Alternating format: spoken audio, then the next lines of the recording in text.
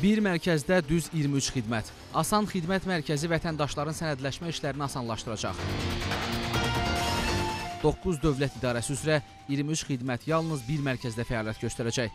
Əgər əvvəllər vətəndaşlar şəxsiyyət vəsiqəsi və xarici pasport almaq üçün 2 müxtəlif idarəyə gedirdilərsə, indi asan mərkəzlərə müraciət etmək kifayətdir.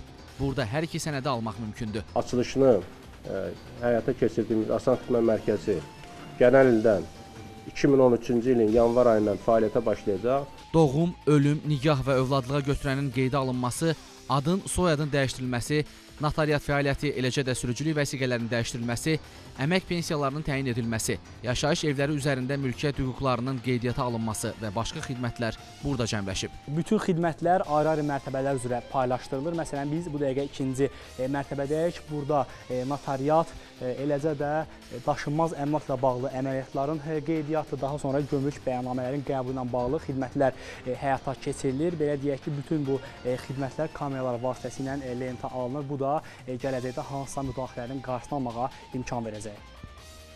Mərkəzdə göstərilən bütün xidmətlər haqqında ən müfəssəl bilgilər əldə etmək olar. İnsanlar hansı xidmətdən istifadə etmək istəyirlərsə, belə elektron lövhələrə yaxınlaşmalıdırlar. Elektron lövhələrdə müxtəlif xidmətləri göstərən belə düymələr var. Məsəl üçün, biz götürək şəxsiyyət vəsiqələrinin verilməsi və dəyişdirilməsi qaydalarını.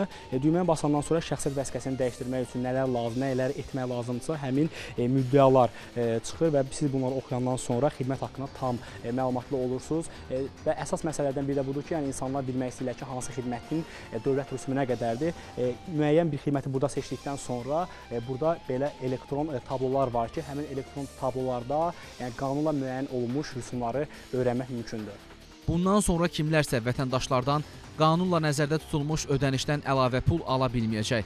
Bütün ödənişlər eyni mərkəzdə yerləşən elektron ödəmə sistemləri vasitəsilə reallaşacaq. Göstərilən xidmətlərə ödənişlər ancaq və ancaq elektron bank və digər vasitələrlə həyata keçiriləcək. Heç bir birbaşa dövlət qulluqçusuna birbaşa ödəniş edilməyəcək. Asan mərkəzləri səhər saat 10-dan axşam saat 8-ə qədər həftənin bütün günləri fəaliyyət göstərəcək. Nahar saatlarında da Asan Xidmət Mərkəzləri işləyəcəklər. Həmçinin işdən sonra 6-dan sonra 8-ə kimi. Bununla yanaşı həmçinin şənbə və bazar günlərində də vətəndaşlar Asan Xidmət Mərkəzlərinə gələ bilərlər.